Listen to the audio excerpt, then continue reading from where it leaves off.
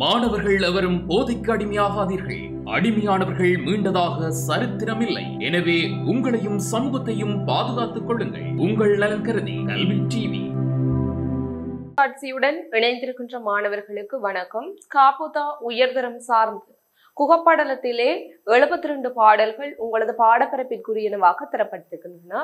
அவற்றிலே ஆரம்ப கட்டத்திலே ராமன் வனம் புகுந்தது முதற்கொண்டு அவன் மீது பிரியமாக உள்ள புகன் மற்றும் பரதன் ஆகியோருக்கு இடையில் முரண்பாடு ஏற்படக்கூடிய ஒரு சந்தர்ப்பம் அங்கே வகுக்கப்படுகின்றது. பரதனுடைய தாயார் செய்த தவறுக்காக பரதனுடைய எண்ணமும் அதுவாகத்தான் இருக்கும் என்று குகன் மற்றும் இராமனின் தம்பியாகிய இலக்குவனன் ஆகியோர் எண்ணிக்கொள்ளுகின்றனர். இதன் விளைவாக தனது அண்ணனை காணுவதற்காக பரதன் பெரும் படையோடு வருகின்றான். நாட்டு மக்கள் சூழ வருகின்றான். தனது தாயார் புடை சூழ வருகின்றான். இவ்வாறாக வருகின்ற சந்தர்ப்பத்திலே அதனை கண்ட குகன் என்ன செய்கின்றான் என்று சொன்னால், பரதனுடைய வருகையை தவறாக புரிந்து கொண்டு அவனது வருகையானது இராமனை அழைத்து செல்வதற்காக அல்ல, இராமனை அழித்து விடுவதற்காகவே. வனத்தில் கூட அவன் நிம்மதியாக வாழக்கூடாது, எதிர்காலத்திலே தனது ஆட்சி உரிமைக்கு ஆபத்து ஏற்படலாம் என எண்ணியே இந்த பரதன் ராமன் இருக்கும் இடத்தை நாடி வந்திருக்கின்றான் என தனக்குள் தவறாக எண்ணிக்கொள்ளுகின்றான். இதற்கு காரணம் இராமன் மீது கொண்ட குகனின் ஆறாத அன்பே காரணமாக அமைகின்றது. ஆகவே இதன் வெளிப்பாடாக மனிதர்கள் கோபம் கொள்ளும் சந்தர்ப்பங்களில் அவர்களுடைய வார்த்தைகளிலும் அவர்களினுடைய செயற்பாடுகளிலும் அவர்களுடைய கோபமானது பிரதிபலிப்பதனை அவதானிக்க முடிகின்றது. அந்த அடிப்படையிலே அவனுடைய வார்த்தைகள் சீற்றத்தின் வெளிப்பாடாக அவன் உதிர்த்த வார்த்தைகள் என்னென்ன என்பதை, அந்த சீற்றத்தின் வெளிப்பாடாக அவனிலே அவதானிக்கக்கூடிய மாறுபாடுகள் என்ன என்பதனையும் இந்த பகுதியிலே அவதானிக்கின்றோம். அது மட்டுமன்றி அவனுடைய சீற்றத்தை வெளிப்படுத்த வந்த ஆசிரியர் என்ன செய்கிறார் என்று சொன்னால், ஆங்காங்கே வீரர்களை புகழ்ந்து செல்லுகின்றார். பரதன் பற்றி பேச வருகின்ற சந்தர்ப்பத்தில் பரதனுடைய வீரத்தினை எடுத்து காட்டுகின்றார். அது மட்டுமன்றி குகனினுடைய பேச்சு அங்கே எடுபடுகின்ற சந்தர்ப்பத்திலே குகனினுடைய வீரமானது சுட்டிக்காட்டப்படுகின்றது. மற்றும் அங்கே கோசலை, கைகேயி, சுமித்திரை போன்றவர்கள் பற்றி பேசப்படுகின்ற சந்தர்ப்பங்களிலும் முனிவர்களை பற்றி பேசப்படுகின்ற சந்தர்ப்பங்களிலும் அவர்களுடைய சிறப்பு என்ன என்பது பற்றி கூறப்படுகின்றது. அந்த அடிப்படையில் முனிவன் பற்றி பேசுகின்ற சந்தர்ப்பத்தில் அவருடைய தவ வலிமை பேசப்படுகின்றது. அங்கே ராஜமாதாக்களாகிய கோசலை, சுமித்திரை, கைகேயி பற்றி பேசப்படுகின்ற போது அவர்கள் பதிவிரத பக்தியில் எவ்வாறு உச்ச நிலையை அடைந்திருந்தார்கள், அவர்கள் எவ்வளவு பாசம் மிக்கவர்கள், எவ்வளவு இரக்கம் மிக்கவர்கள் என்பதனையும் அங்கே ஆசிரியர் சுட்டி காட்டுகின்றார். அந்த அடிப்படையிலே அடுத்து நாம் அவதானிக்க உள்ள பகுதி பாடலாக கட்டிய சுரிகையன் கடித்த வாயினன், வெட்டிய மொழியினன் விழிக்கும் தீயினன், கொட்டிய துடியினன் குறிக்கும் கொம்பினன், கிட்டியது அமரென கிளறும் தோளினன். மீண்டும் ஒரு முறை, கட்டிய சுரிகையன் கடித்த வாயினன், வெட்டிய மொழியினன் விழிக்கும் தீயினன், கொட்டிய துடியினன் குறிக்கும் கொம்பினன், கிட்டியது அமரென கிளறும் தோளினன். இதற்கான பொருளாக இடைக்கச்சில் கட்டப்பட்ட உடைவாளினையும் பற்களால் உதட்டை கடித்து கொண்டிருக்கின்ற வாயினையும் கடுமையாக பேசும் சொற்களையும் கண்கள் விழித்து பார்க்கையிலே நெருப்பு தன்மையையும் அடிக்கப்படும் உடுக்கையையும் போர் குறித்து ஒலிக்கப்பெறும் கொம்பினையும் போர் அருகில் நெருங்கி வந்து விட்டது என்று கருதி மகிழ்ச்சியால் உடையவனாகி மேலெழும் தோள்களையும் உடையவனானான். அதாவது ஒருவனுக்கு கோபம் ஏற்படுகின்ற சந்தர்ப்பத்தில், அதாவது குகனுக்கு கோபம் ஏற்படுகின்ற சந்தர்ப்பத்தில் அவனுடைய உடல் ரீதியான மாறுபாடுகள் என்ன என்பது தொடர்பாக பேசப்படுகின்றது. அந்த அடிப்படையிலே இடைக்கச்சில் கட்டப்பட்டுள்ள வாள், ஒரு வீரனானவன் போருக்கு செல்லுகின்ற சந்தர்ப்பத்தில் இடைக்கச்சிலே வாளை கட்டி செல்லுகின்றான். ஆகவே போர் குறித்து தயாரானவன் என்பதனை இது தொடர்பாக அவதானிக்க முடிகின்றது. மேலும் பற்களால் உதட்டை கடித்து கொண்டிருக்கும் வாயினையும், யாராக இருந்தாலும் கோபத்தின் வெளிப்பாடாக தமது உதட்டினை பற்களால் கடித்து வெளிப்படுத்துவார்கள். அது இங்கே குகனினுடைய உடல் மாறுதலாகவும் அவதானிக்க முடிகின்றது. அவன் பரதன் மீது கொண்ட கோபம்.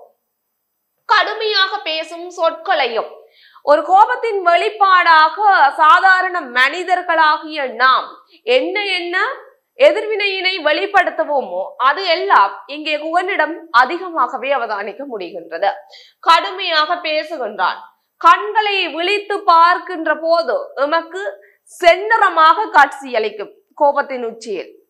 அங்கே குகனினுடைய கோபம் அத்தகையது என்பதனை வெளிப்படுத்துவதற்காக அந்த குகனினுடைய கண்களிலே நெருப்புத்தன்மை தோன்றுகின்றது என்று சொல்லப்படுகிறது. இது நாம் சாதாரண மக்கள் போன்ற கோபம் அல்ல. அவனுடைய கோபத்தின் உச்சகட்டம் நெருப்பினை கக்குகின்ற கண்கள் போன்றுள்ளது என்றும் போது நாம் அவனுடைய சீற்றத்தின் உச்சதன்மையை அவதானிக்க முடிகின்றது. அதனை தொடர்ந்து ஒரு கோபத்தின் வெளிப்பாடாக அவன் போருக்கு தயாராகின்றான். தயாராகின்ற போது ஒரு வீரனானவன் போர் குறித்து தயாராகின்ற போது அவன் உடுக்கை மற்றும் போர் குறித்து அடிக்கப்படுகின்ற கொம்பு ஒளியினை எழுப்பி போர் குறித்து தான் தயாராகி விட்டது என்பதனை அக்கால வீரர்கள் வெளிப்படுத்துவார்கள். அவ்வாறாகத்தான் இங்கே உடுக்கை மற்றும் ஊதுகொம்பு ஆகியன ஒலிக்கப்பெறுகின்றன.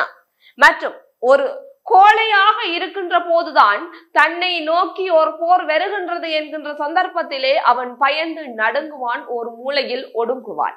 ஆனால் இங்கே குகன் என்ன செய்கின்றான் என்று சொன்னால், அங்கே பரதன் குகனுக்கு போர் குறித்து அழைப்பு விடுக்கவில்லை. தானே போர் குறித்து தயாராகியதுடன் இவ்வாறாக ஒரு போர் வந்து விட்டதே என்று அவன் மகிழ்ச்சி அடைகின்றான். மகிழ்ச்சி அடைகின்ற போது நமது தோள்பட்டைகள் மேலெழும்.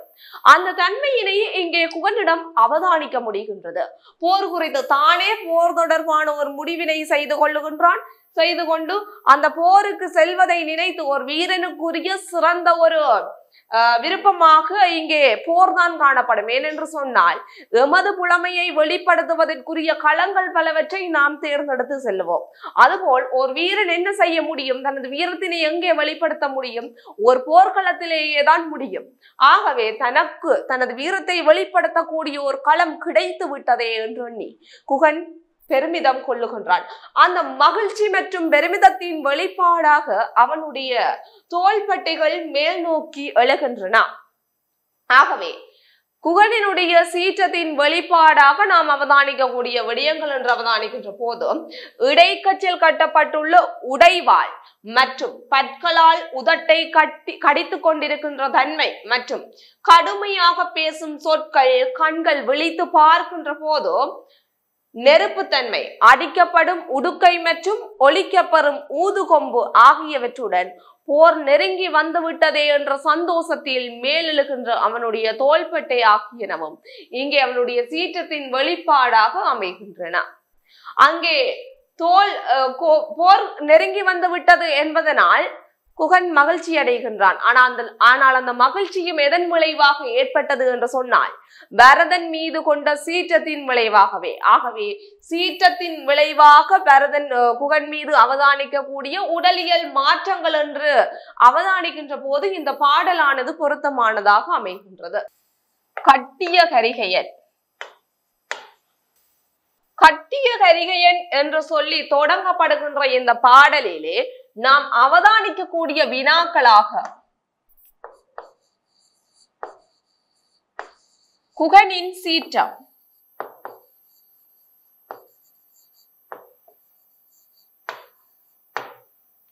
இரண்டாவது அம்சமாக குகனின் வீரம்,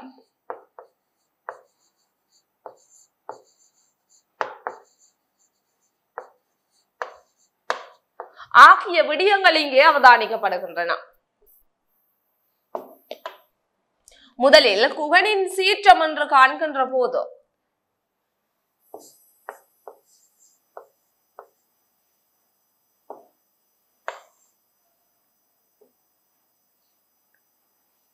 பரதன் மீது கொண்ட கோபத்தின் வெளிப்பாடாக அவனிடம் என்னவெல்லாம் மாறுதல்கள் ஏற்படுகின்றதோ அவை அனைத்தும் அங்கே முதலாவது வினாவிற்குரியபடியாக அமைகின்றது. குகனின் சீற்றம். கடித்த வாய்,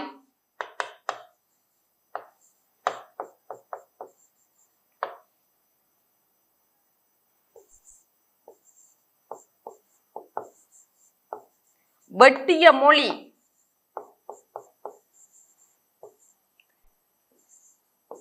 விழிக்கும் தீயினன்,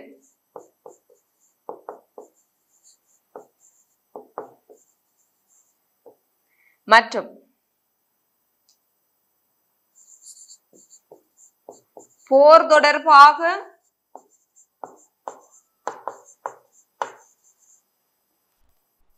ஒலிக்கப்பெறும்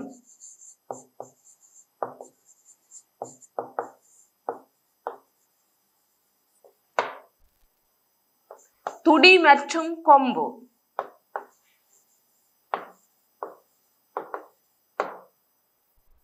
மேலெழுந்த தோளினன்.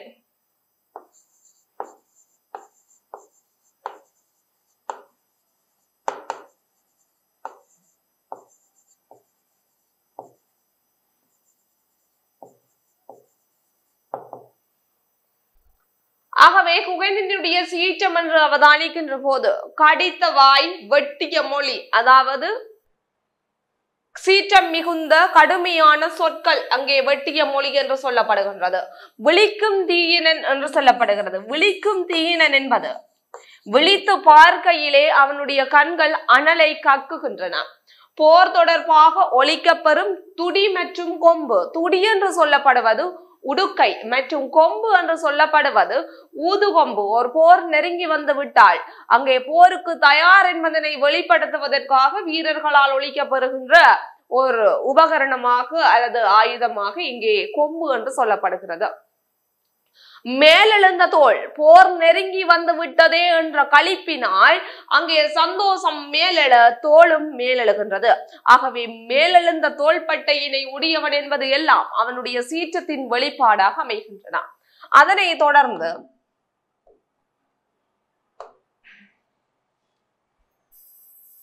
குகனினுடைய வீரம் என்று சொல்லி பார்க்கின்ற போது இந்த பாடலை அடிப்படையாக கொண்டு குகனினுடைய வீரம் என்று சொல்லி அவதானிக்கின்ற சந்தர்ப்பத்திலே ஓர் வீரனின் இடைக்கச்சிலே வாளானது கட்டப்பட்டிருப்பது அவன் வீரன் என்பதனை புலப்படுத்துகின்ற ஒன்றாக அமைகின்றது. ஆகவே முதலாவது விடயமாக குகனின் இடையிலே கட்டப்பட்ட இடைக்கச்சு எனும் விடயமானது குகனை வீரன் என்று சொல்லுகின்றது. அது மட்டுமன்றி ஓர் போர் வந்து விட்டால் உண்மையில் கோழையாக இருந்தால் மறைந்து விடுவார்கள். ஆனால் இவன் வீரன் என்பதற்கான அத்தாட்சியாக இங்கே அவதானிக்கக்கூடிய ஒரு விடயமாக அமைவது போர் நெருங்கி வந்து விட்டதே என்ற சந்தோஷத்தினால் மேலெழுகின்ற தோளினை உடையவன். இந்த இரு விடயங்களும் அவனை வீரன் என்னும் விடயத்தினை புலப்படுத்தி நிற்கின்றன. ஆகவே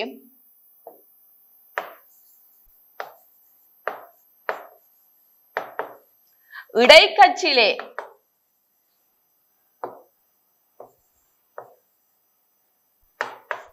கட்டப்பட்ட வாளினை உடையவன்.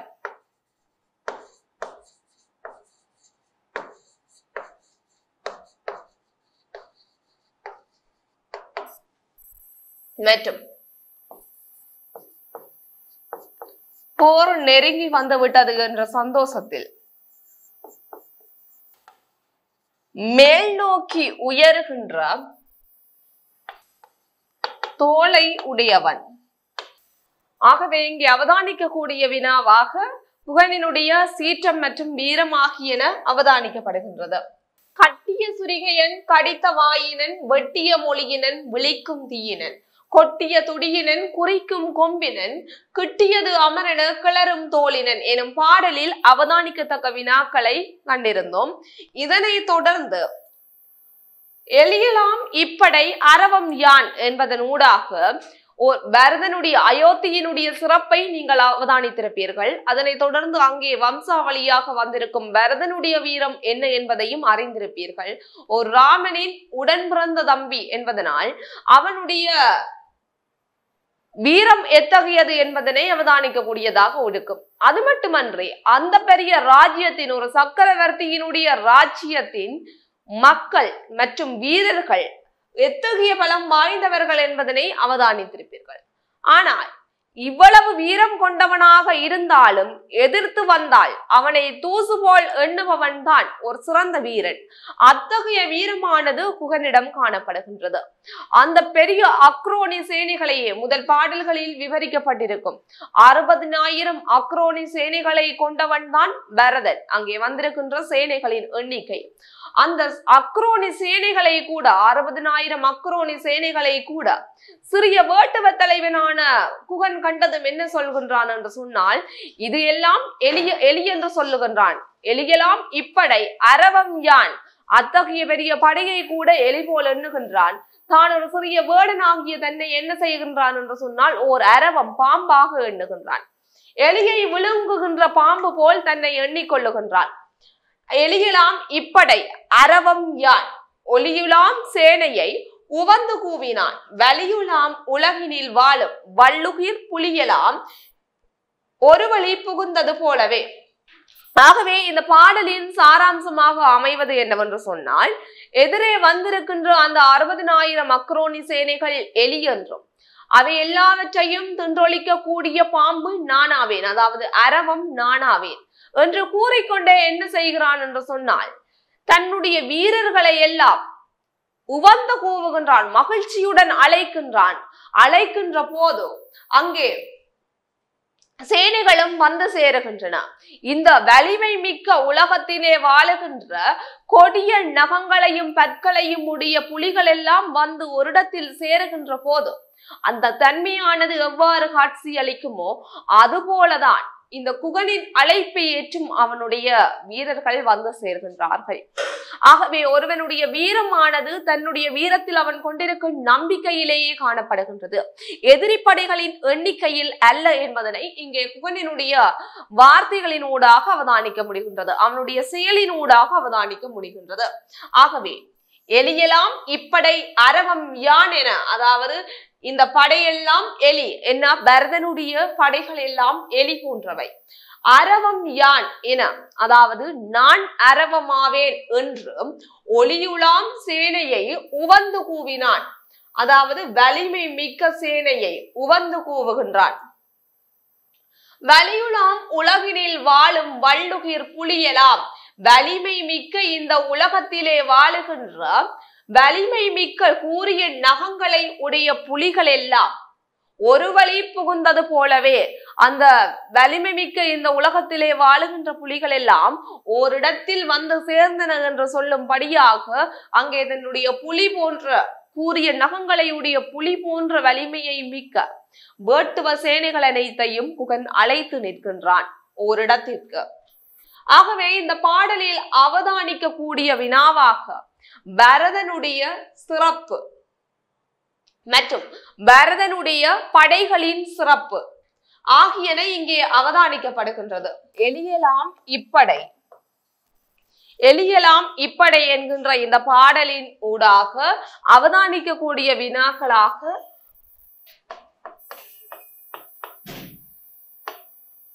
குகனின் சீற்றம்,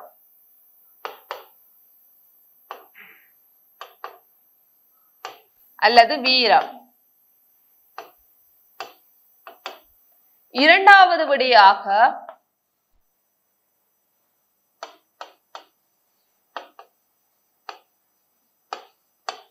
குகனின் படைகளில்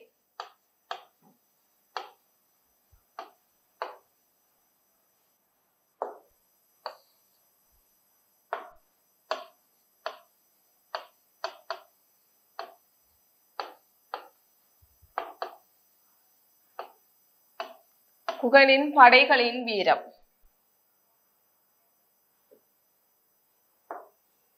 ஆகவே முதலில் குகனின் சீற்றம் அல்லது வீரம் என்று வெளிப்படுகின்ற சந்தர்ப்பத்தில் எலியலாம் இப்படை அரவம் யான் என்கின்ற வார்த்தையினூடாக குகனினுடைய சீற்றமும் வீரமும் வெளிப்பட்டு நிற்கின்றது. ஒரு சீற்றத்தின் வெளிப்பாடாகவே அவனுடைய சேனைகள் எல்லாம் எலி என்று சொல்லுகின்றான். அந்த சீற்றத்தின் வெளிப்பாடாகவே அவனுடைய வீரமும் வெளிப்பட்டு நிற்கின்றது. சும்மா சொல்ல முடியாது. பலமிக்க அக்ரோனி சேனைகளை கூட எலி என்று சொல்ல முடியாது. அந்த எலிகளை கூட தின்றளிக்கின்ற பாம்பு நான் என்றும் சொல்ல முடியாது. அவனிடம் அத்தகைய வீரம் இருந்தால் மட்டும்தான் சொல்ல முடியும். ஆகவே அவனிடம் அங்கே சீற்றமும் வெளிப்பட்டிருப்பதை அவதானிக்க முடிகின்றது. அதே சமயத்தில் வீரமும் வெளிப்பட்டு நிற்பதனை அவதானிக்க முடிகின்றது. ஆகவே முதலாவது வினாவிற்குரிய விடையாக எலியலாம் இப்படை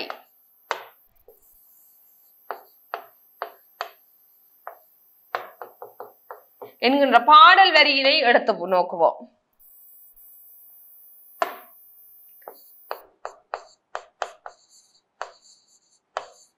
பரதனின் படைகள் எலியென்றும்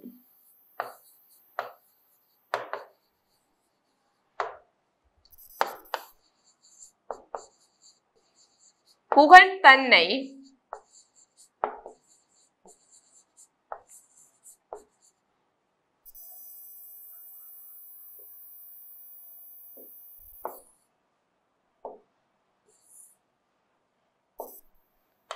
அந்த எலிகளை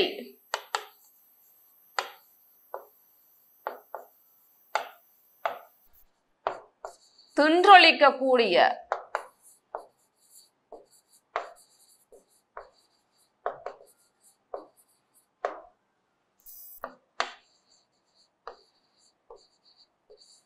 அரவமாக எண்ணுதல்.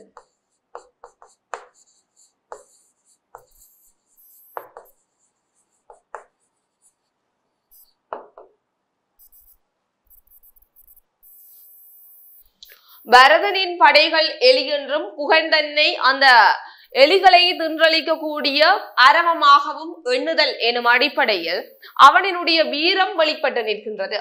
அது மட்டுமன்றி அவனுடைய சீற்றமும் வெளிப்பட்டு நிற்பதனை அவதானிக்க முடிகின்றது. அதனை தொடர்ந்து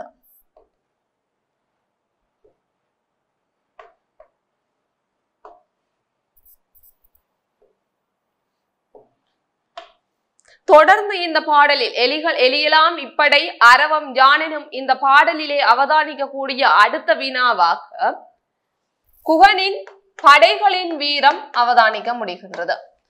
இங்கே குகனின் படைகளின் வீரம் எவ்வாறு வெளிப்பட்டு நிற்கின்றது என்பதனை அவதானிக்கின்ற போது இந்த சேனைகள் யாவும் எலிகளாகும், நான் இந்த எலிகளை தின்றொழிக்கும் பாம்பாவேன் என்றும் வீர வார்த்தை பேசி வலிமை நிரம்பிய உலகத்திலே வாழுகின்ற வன்மையான கூறிய நகத்தையுடைய புலிகள் எல்லாம் ஒரே இடத்தில் வந்து சேர்ந்தன என்று சொல்லும்படியாக ஆரவாரம் மிக்க சேனையை மகிழ்ச்சியுடன் அழைத்தனன் யார்? குகன்.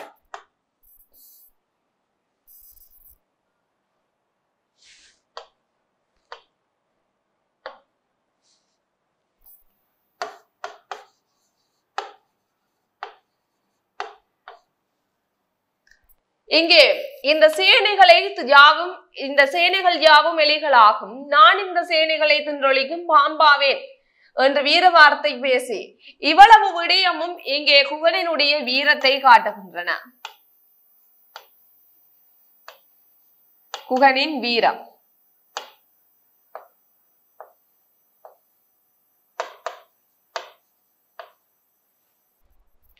இதனை தொடர்ந்து வருகின்ற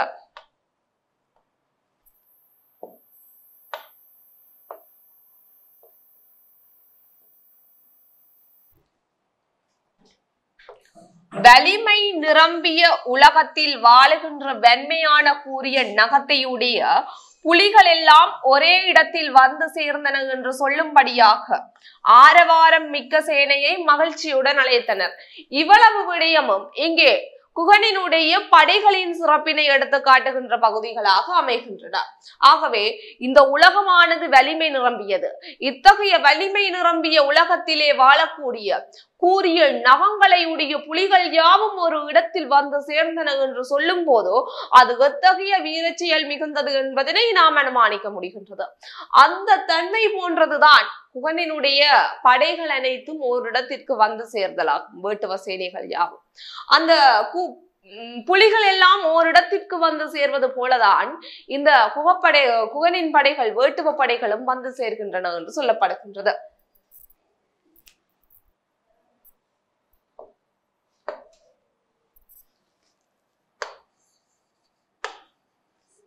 வலிமை நிரம்பிய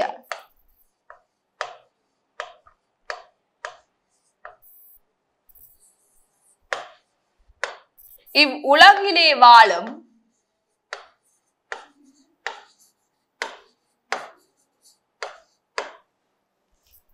கூரிய நகத்தை உடைய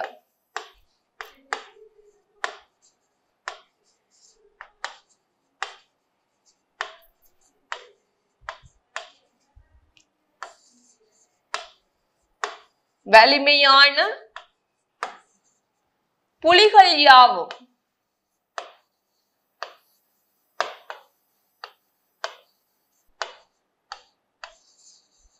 ஓரிடத்திலே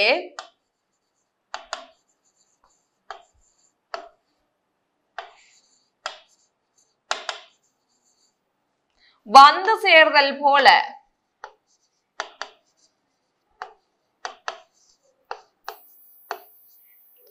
குகனின் வேட்டுவ படைகளும் வேட்டுவ சேனையும்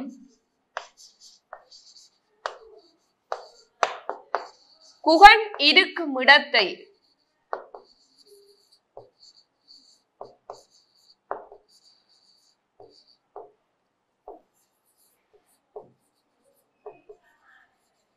வந்தடைதல்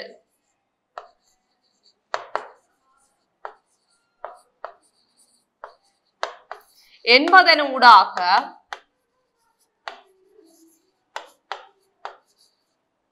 உலகிலுள்ள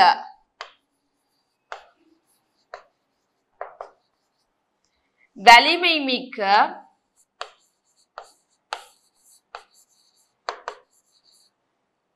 புலிகளின் பலத்திற்கு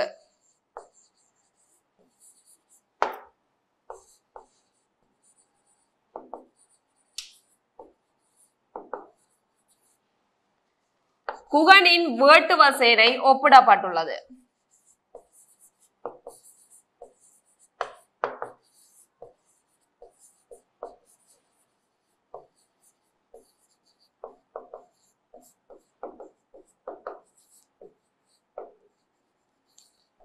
இதனூடாக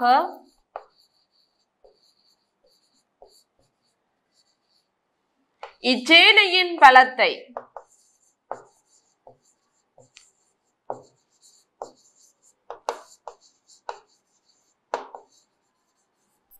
உணர முடிகிறது.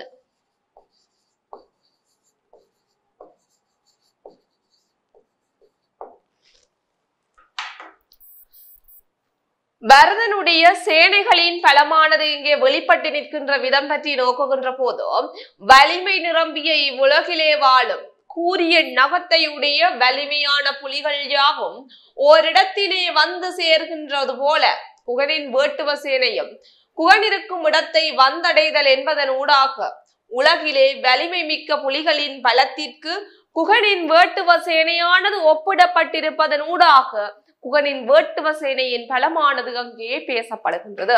குகனின் வேட்டுவ சேனையின் வீரமானது அங்கே பேசப்படுகின்றது. இதனை தொடர்ந்து இந்த பாடலிலே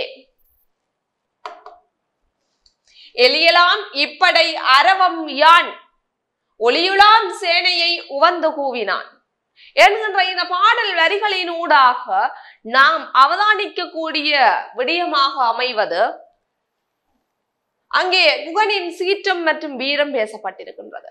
குகனின் படைகளின் வீரம் பேசப்பட்டிருக்கின்றது. அது மட்டுமல்ல, ஒவ்வொரு பாடல்களிலுமே ஆசிரியர் கையாண்டிருக்கின்ற ஒரு உத்தியாக அணிச்சிறப்பு கையாளப்பட்டுள்ளது. அத்தகைய அணிச்சிறப்பானது இந்த பாடலிலும் கையாளப்பட்டிருக்கின்றது. அது எந்த அணி என்பதனையும் அந்த அணி தொடர்பாக விளக்குவதுமே இங்கு அவசியமாக நோக்கப்படுகின்றது. ஆகவே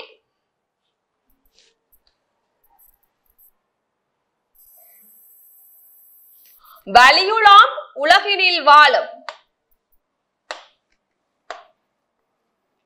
வலியுலாம் உலகினில் வாழும் வள்ளுகிர் புலியலாம் ஒரு வழி புகுந்தது போலவே என்கின்ற பாடல் வரியானது இங்கே உவமை அணியினை எடுத்து காட்டுகிறது.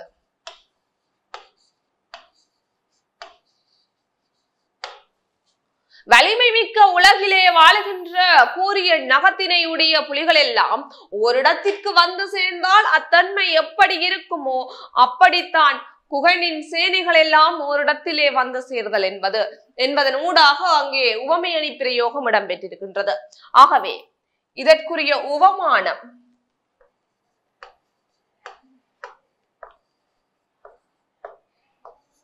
உவமேயம், பொதுத்தன்மை,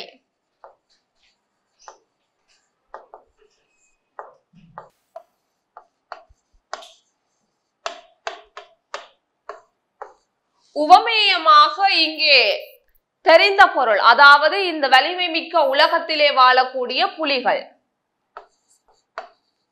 வலிமையான புலிகள். உவமேயம் என்று சொல்லப்படுகின்ற போது அங்கே தெரியாத பொருள் வேட்டுவ சேனை.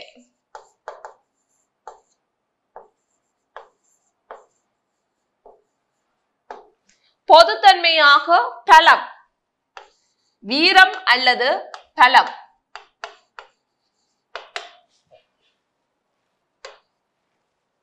ஆகவே எலியலாம் இப்படை அரவம் யான் எனும் பாடலிலே அணிச்சிறப்பானது தாராளமாக கையாளப்பட்டுள்ளது, உவமை அணியை கையாளப்பட்டுள்ளது. அதனை தொடர்ந்து அங்கே குகனின் வீரம் பேசப்பட்டிருக்கின்றது, குகனின் படையாகிய வேட்டுவ சேனையின் வீரமும் பேசப்பட்டிருக்கின்றது. உலகத்திலே வலிமை மிக்க புலிகளின் வலிமையை ஒத்தவர்கள்தான் வேட்டுவ சேனை என்று சொல்லப்படுகின்றது. இதனூடாக இங்கே குகன் பரதன் மீது கொண்டுள்ள சீற்றமானது அவதானிக்கக்கூடிய அம்சமாக காணப்படுகின்றது. ஆகவே இதனை தொடர்ந்து வருகின்ற பாடல்களை அடுத்த வகுப்பில் அவதானிப்போம். நன்றி. கல்வி டிவியில் புத்தம்புது நிகழ்ச்சிகளை உடனுக்குடன் பார்த்து மகிழ எமது Facebook மற்றும் YouTube பக்கத்தை லைக் செய்யுங்கள்.